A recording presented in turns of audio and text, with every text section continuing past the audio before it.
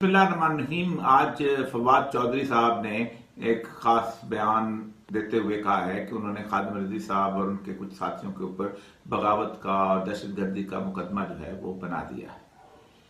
ये मुकदमा पाकिस्तान की तारीख का हिस्सा है जो कि हवा में उड़ाए जाते रहे।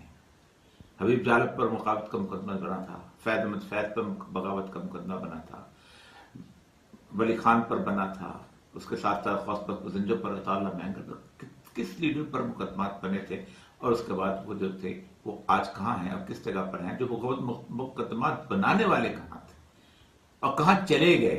जुल्फ़िकार अली भुट्टो का कितना बड़ा नाम होता था, लेकिन इन मुकदमात के बनाने वाले जुल्फ़िकार अली भुट्टो का आज जिसे कहते हैं पार्टी का वजूद तक खत्म हो गया हुआ है और उसका कुछ तस्वुर मिलना मुश्किल है। अयूब खान के जमाने में जो मुकदमात बने थे, मुशर्रफ के जमाने में जो मुकदमात बने थे, मसला सारा ये है, एक होता है जुबान और बयान की गुफ्तगू। उस गुफ्तगू के अंदर इस वक्त पाकिस्तान में बलूचिस्तान के गवादर से लेके वजीरिस्तान तक आपको हजारों ऐसी गुफ्तगू करते हुए लोग मिल जाते हैं। आपको बंदूर पश्तीन मिल जाता है, आपको महमूद खान अचतज़ई उसके हवारी मिल जाते हैं, आपको सिंध में लोग मिल जाते हैं, आपको बलूचिस्तान में लोग मिल जाते हैं। मतलब सारा ये होता है कि बगावत बुनियादी तौर पर एक अमल का नतीजा होती है जिसकी बुनियाद पर रियासत आगे एक्शन किया करती है। रियासत को शाही का डेरा नहीं होती, किसी बदमाश का अड्डा नहीं होती कि किसी ने उसको यूं करके ललकारा और उसने कहा जाओ उसकी जान लेके आओ वरना मैं देखूंगा क्या होता है। और एक और बात मैं यहां याद करा दूं कि ये सारा मसला जो है इसकी बुनियाद जो है वो मुमताज कादरी से शुरू हुई है। अल्लामा खादिम हुसैन रज़ी साहब उससे पहले पूरे पाकिस्तान में न जाने जाते थे न पहचाने जाते थे।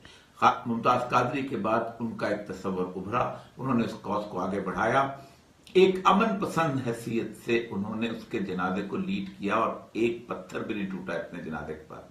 लेकिन उसके बाद जिस तरह की सूरत हाल बनी और जिस तरह का माहौल बना, उनको जिस तरह दीवार के साथ लगाया जा रहा है, एक फॉलोइंग रखते हैं, 26 लाख उनके वोटर्स हैं माशरे के अंदर और उसके साथ साथ सैयदुल अंबिया सल्लल्लाहु अलैहि वसल्लम से मोहब्बत करने वाले लोग भी मौजूद हैं। एक बात मैं आप वार्न कर रहा हूं और बहुत जबरदस्त वार्निंग है कि इस गार्ब के अंदर, इस इशू के अंदर अगर आप ये समझते हैं कि आपने आसिया वाला केस जो है उसको दोबारा से किसी जगह से करके और उसको फिर दोबारा रिव्यू में भी खत्म करने के बाद बाहर भिजवाने का रास्ता अख्तियार किया तो फिर खातिम रज़ी के लिए लोग नहीं निकलेंगे।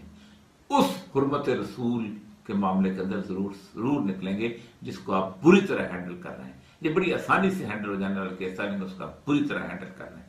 और दूसरी बात, तकरीबन 11 साल आपने एक और मकबा फिक्र को दहशतगर्द करके उसके उलमा को जेलों में बंद किया, उसके मिसिंग पर्सन बनाए, उसके एक एक मदरसे पे छापे मारे, उनको दीवार के साथ लगाया। ये दूसरा मकबा फिक्र, उस वक्त आपने उसको एक और हवाले से जिसे कहते हैं साथ मिलाने की कोशिश की, लेकिन उसी मकबा फिक्र से फिर मुमताज कादरी पैदा हुए। याद रखिए, आपका ये एक्शन अगर दोनों मकातब फिक्र को जमा कर गया और जिस तरह मौलाना फजल रहमान का सखर का जलसा एक वार्निंग के तौर पर दे, अगर ये दोनों तीनों मकातब फिक्र इकट्ठे हो गए तो फिर उसके बाद रियासत तो रहेगी, हुकूमत बचना